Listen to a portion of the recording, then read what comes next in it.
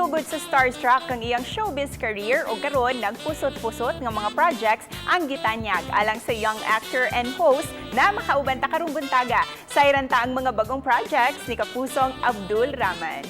Mayong buntag Abdul and welcome to GMA Regional TV Live. Hello, maayong buntag sa mga taga Cebu.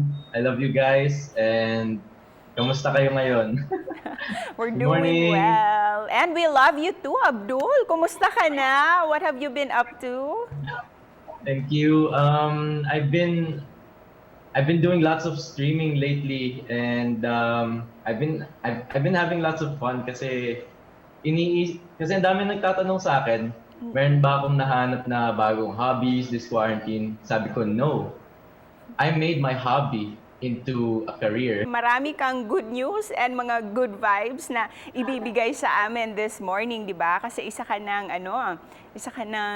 bahagi ng itong bagong cultural drama series ng GMA, ang Legal Wives. Anong magiging role mo dito and what makes this project very special for you, Abdul? I think itong show na to, mapapa-open ang mind ng majority ng mga Filipinos and parang mas ma-understand nila yung situation. And bakit parang tingin ng mga Muslim dito ay parang norm lang. Ayun, and I'm really excited na i-represent yung yung religion ko. Yung character ko dito, I'm just a poor humble boy na may in love sa isang rich girl which is Shane. And kasi I've always wanted to represent my religion in the limelight ng mainstream media. Kasi parang feel ko medyo lacking dito sa Pinas lalo na eh. And I'm sure you'll make us proud sa magiging performance mo later on sa Legal Wives. This time, pag-usapan natin kasi you'll be hosting a new online program sa GMA Comedy Channel sa ULOL. Please share with us what Cray Crew will be all about. It's going to be a fun vlog-style show na kaming apat ang cast, which is me, Kim De Leon, Radzen Flores, and Allen Ansay.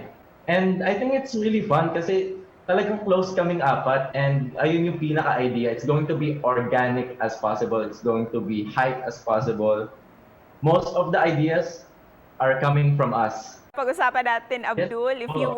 if you were to describe your fellow handsome hosts dito sa Cray Crew, how would you describe them in one word? Let's start with Kim De Leon. Nice guy. Nice guy. That's 2 words. Nice. Nice na lang, ayan. How about si Radzen Flores? Bully. Talaga. And Allen Yes. Ansay. Si Allen Torpe. Torpe, ganon. Abdul, dapat kayo manood ng Cray Crew dahil Kasi it's a really fun vlog-style show exclusive sa YouTube by GMA. so please invite everyone sa Cray Crew and of course, Legal Wives.